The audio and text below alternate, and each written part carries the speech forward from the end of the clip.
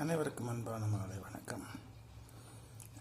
கணபதி தாழ் வாழ்க, கந்தன் தாழ் வாழ்க, ஈசாண்டி போற்றி, எந்த அடி போற்றி, சிவன் சேவடி போற்றி போற்றி. நண்பர்கள் அனைவருக்கும் மீண்டும் வணக்கத்தை தெரிவித்துக் கொண்டு நம்ம B2D சேனல் சார்பாக டீனேஜ் ப்ராப்ளம் என்ற பதிவை பார்த்துட்டு இருக்கோம். டீனேஜ் ப்ராப்ளத்தில் how to love you beautiful girl, ஒரு அழகான பெண்ணை காதலிப்பது எப்படி என்பதற்கான சில டிப்ஸுகளை சொல்லிகிட்டு இருக்கோம். எனக்கு என்ன, டீனேஜில் முக்கியமான ப்ராப்ளமே லவ் தான். அந்த லவ் சக்ஸஸ்ஃபுல்லாக தாண்டிட்டான்னா ஒரு மனுஷன் வாழ்க்கையில் வெற்றிகரமான மனிதனாக மாறிவிடலாம். அந்த டிப்ஸில் முதல் டிப்ஸ் ஆண்களுக்கு தைரியம் வேணும்னு சொல்லியிருந்தோம். இரண்டாவது டிப்ஸாகவும் மூன்றாவது டிப்ஸாகவும் அதை பார்க்கலாம். நல்ல டிப்ஸை கூறுவோம். அடுத்ததாக இலவச இனிப்பாக கடகராசி பலன்கள், அதையும் பற்றி பார்த்துடலாம். ஜாதகத்தில் காதலிக்கக்கூடிய வாய்ப்பு இருக்கிறதா என்ன ஒரு சின்ன சந்தேகம், அதையும் பார்த்துருவோம். வாங்க பதிவு போகலாம். அதுக்கு முன்னாடி நம்ம சேனலை சப்ஸ்கிரைப் பண்ணாதவங்க பண்ணிக்கங்க, ஏற்கனவே பண்ணியிருக்கிறவங்க பண்ண தேவையில்லை. Let's come on, let us go to the video. நம்மளே சொல்லியிருக்கோம், காதல் ரெண்டு வகைப்படும். நல்ல காதல், அடுத்தது கள்ள காதல். இப்போ நல்ல காதல் மட்டும்தான் பார்த்துட்டுருக்கோம். நல்ல காதல் ஒரு வயது ஒத்த ஏறக்குறைய 1 or 2 years கொஞ்சம் கேப் விட்டு இருக்கிற மாணவர்களே கூட சொல்லலாம். +2லேருந்து கல்லூரி அல்லது பணிக்கு செல்லக்கூடியவர்கள், வேலைக்கு போகிறவங்க, எம்ப்ளாய்மெண்ட்டில் போகிறவங்க, சின்ன வயசுக்காரங்க காதல் பண்ணி திருமணம் செய்வது நல்லதுன்னு சொல்லியிருக்கோம். சார் பொண்ணுங்களுக்கு எப்படி சார் லவ் பண்ணுறது, அவங்களை எப்படி சார் காதல் வலையில் வீழ்த்துவது, இல்லை அவங்க எப்படி நம்மளை லவ் பண்ணுறாங்கன்னு தெரிஞ்சுக்கிறது, இப்போ அவங்க எப்படி நம்மளை ஒரு பெண் ஒரு ஆணை விரும்புகிறாள் என்பதை எவ்வாறு தெரிந்து கொள்வது என்ற டிப்ஸை தான் நம்ம இப்போ இந்த பதிவில் பார்க்க போகிறோம். அதுக்கான என்னுடைய அனுபவங்களை உங்களோட பகிர்ந்து கொள்ள விரும்புகிறேன். இந்த கேள்வி பயங்கரமான கேள்வி. நம்ம ஆணுக்கு ஒரு பெண்ணை பிடிச்சிருந்தா உடனே நம்ம என்ன பண்ணுவோம், சக நண்பர்களிடம், முடிஞ்சால் நம்ம சகோதரர்களிடம் சொல்லிவிடுவோம். பெரும்பாலும் ஃப்ரெண்ட்ஸ்கிட்ட சொல்லிவிடுவோம், மச்சான் எனக்கு அந்த பொண்ணை பிடிச்சிருக்குதா, அந்த பொண்ணு மேலே ரொம்ப உயிராக இருக்குதா, அவளை நான் காதலிக்கிறேன், அவளே கல்யாணம் பண்ணிக்க ஆசைப்படுறான்னு சொல்லுவோம். பெண்கள் அவ்வாறாக பெரும்பாலும் சொல்வதில்லை, ஏதோ 100ல் 1-2 சொல்லிக்குவாங்க. பட் அவங்க வெளிப்படையான கருத்தை கூட பேசிக்க மாட்டாங்க, எல்லாம் மனசுக்குள்ளே. அதுக்குதான் ஆறுமது ஆழமில்லை, அது சேருங்கடலும் ஆழமில்லை, ஆழமிது ஐயா அது பொம்பளை மனசு தாயான்னு இளையராஜாவில் பாடல் இருக்கிறது. அதேபோல் பெண்களின் மனது ஆழ்கடலுக்கு ஒப்பானது. அந்த கடலுக்குள்ளே கல் இருக்கா, முள் இருக்கா, முத்து இருக்கா, சிப்பி இருக்கா, யாருக்கும் ஒன்றும் தெரியாது. அதனுடைய ஆழத்தையும் கண்டுபிடிக்கிறவன் தான் திறமையான ஆண். சரி சார், அந்த ஆழத்தை எப்படி நம்ம கண்டுபிடிக்கிறது, அவன் மனசுக்குள்ளே என்ன இருக்குன்னு எப்படி கண்டுபிடிக்கிறது, இந்த ஆராய்ச்சி தான் வரும். எனக்கு அந்த டவுட் இருந்தது. பல பேர்களை என்னன்னு கேட்டிங்கன்னா, இந்த தைரியம் வர வச்சு கொண்டு, தைரியம் மட்டும் போதாது ஒரு ஆணுக்கு. ஒரு பொண்ணை பிடிச்சிருக்குன்னா தைரியமாக போயிட்டு விட்டா ஐ லவ் யூன்னு சொல்லிட்டு பெருசு இல்லை. அவளுக்கு நம்மளை பிடிச்சிருக்கணும், நம்ம சொல்கிற அந்த காதலை அவளை ஏற்றுக்கொள்ள வேண்டும். அந்த மாதிரி செலெக்ஷன் பண்ணி நம்ம காதலை வெளிப்படுத்தணும். எல்லார்கிட்டையும் காதலை சொல்லிட்டா அது தப்பாக போய்டும். அவங்க பாட்டம் தகுதி இல்லாதவங்கிட்ட காதலை வெளிப்படுத்தி, இல்லை நம்மளை விரும்பாதவங்கிட்ட காதலை வெளிப்படுத்தி அவங்க என்ன ஒரு பேட் ரியாக்ஷன் பண்ணாங்கன்னா ரொம்ப கஷ்டம். அந்த மாதிரி ரியாக்ஷன் நிறைய இருந்திருக்குது. நிறைய சொல்லிவிட்டு, சார் நான் உங்களை பிரதர் மாதிரி நினச்சிருந்தேன் சார், அப்படியே வேகம் பாருங்கள், தாங்க அது கஷ்டமாக இருக்கும். அதை விட கொஞ்சம் எல்லை தாண்டி நான் உங்களை அப்பா மாதிரி நினச்சிருந்தேன் அப்படின்னு சொல்லுவாங்க. ஐயோ அதை தாங்கவே முடியாது. என்னம்மா உனக்கும் எனக்கும் அவ்வளோ ஒன்றும் வித்தியாசம் இல்லையம்மா, ஒரு 4 வயசு தான் 5 வயசு தான் வித்தியாசம் அப்படின்னா கூட அதெல்லாம் முடியாது சார், உங்களை பார்த்தா எனக்கு அப்பா மாதிரி ஃபீலிங் தான் வருது. தாங்க ரொம்ப கஷ்டம். இதை விட கொஞ்சம் சிறப்பான அதிகப்படியான எல்லைக்கு போயிட்டு சமீபத்தில் நான் ஒரு பொண்ணு காலேஜ் சொல்ல, சார் நீங்கள் தோட்டா வயசில் இருக்குன்னு சொல்லிட்டு அப்போ ரொம்ப கஷ்டமாயிடுச்சு கடவுளை. என்ன பண்ணுறது?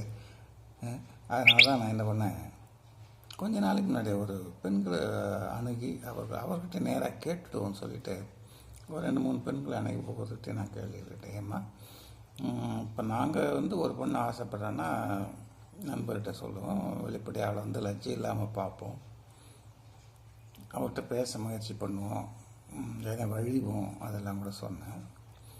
அப்படி இருக்குது. ஆனால் பெண்கள், ஒரு பெண் ஒரு ஆணை விரும்புகிறான்னு எப்படிமா தெரிஞ்சுக்கிறது, குறிப்பாக நீங்கள் எப்படிமா தெரிஞ்சுப்பீங்கன்னு சொல்லிட்டு என்னுடைய முதல்ல என்னோட சகோதரி கேட்டேன். அவள் கொஞ்சம் மிடில் லெவலில் தான் படித்தவள், ஒரு +2 வரலையும் படித்தவள். எனக்கு தெரியல சார், ஆனால் நான் அந்த மாதிரி யாரையும் விரும்பினதில்லை அப்படின்ட்டாட. என்னம்மா நீ யாரையும் லவ் பண்ணலையாம்மா அப்படின்னு. சார் நாங்கள் லவ் பண்ணின்னு தான் இருக்கோம், பட் என்னுடைய லவர் தான் முதல்ல அவருடைய லவர் என்கிட்ட சொன்னார். அவர் சொன்ன பிறகு தான் அவர் மேலே எனக்கு ஒரு ஈடுபாடே வந்துச்சு. அதுக்கு முன்னாடி எனக்கு அவர் மேலே எந்த விதமான ஒரு ஐடியாவே இல்லை அப்படின்னு சொல்லிட்டான். என்னடான்னு சொல்லிட்டு அப்புறம் கொஞ்சம் மிடில் ஏஜ் ஒரு லேடியை கேட்டேன் நான். ஏன்னா அவங்களுக்கு கொஞ்சம் அனுபவம் அதிகமாக இருக்குமே அப்படின்னு.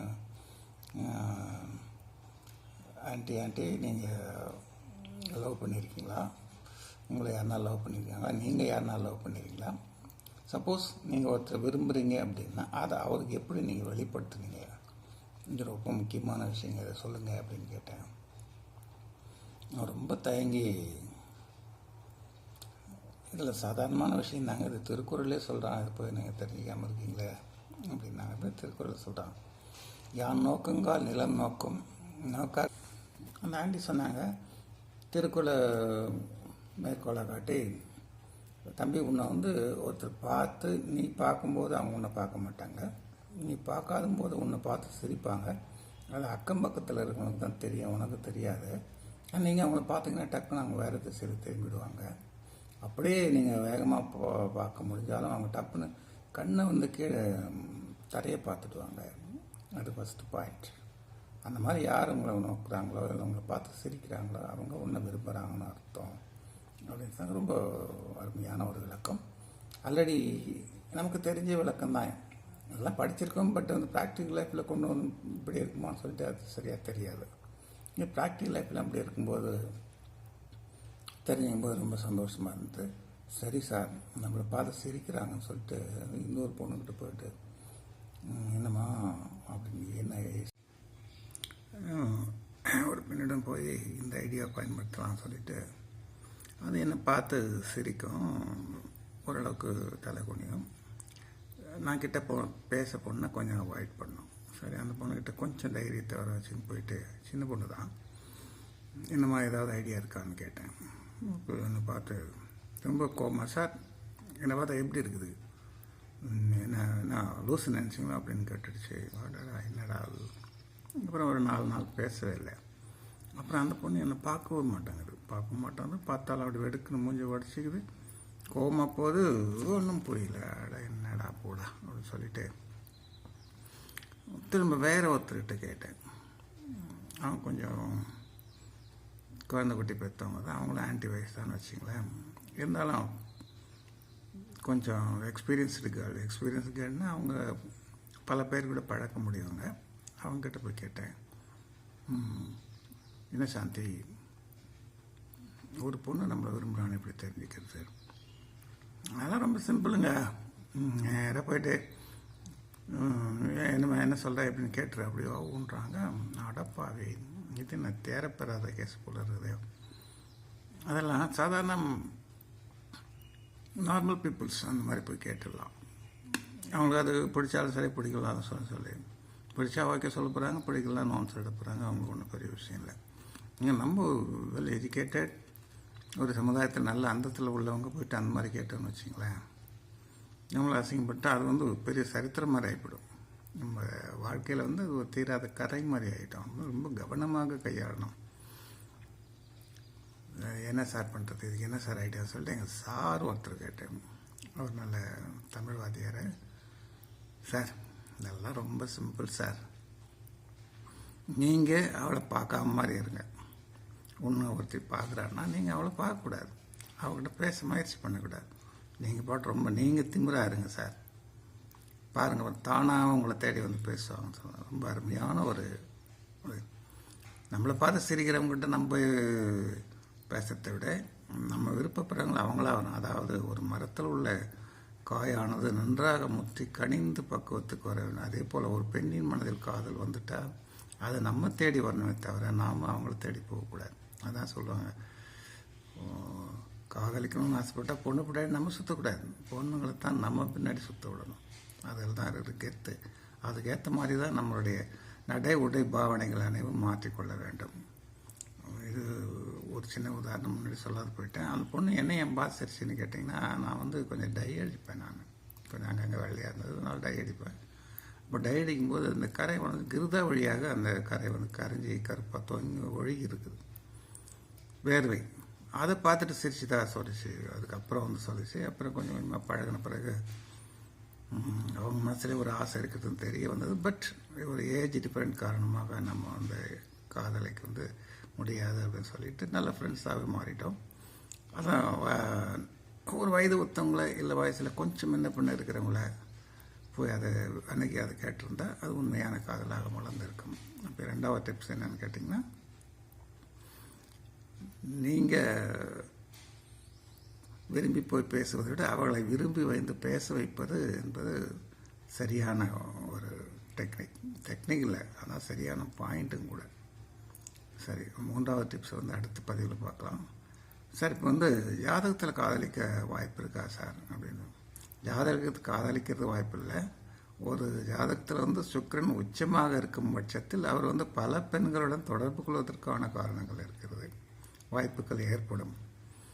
அது இல்லாமல் ஜாதகத்தில் வந்து சுக்கிரன் வந்து நல்ல இடத்துல இருந்தால், நல்ல இடம் அப்படின்போது 7ஆம் இடத்துலையோ அல்லது 2ஆம் இடத்துலையோ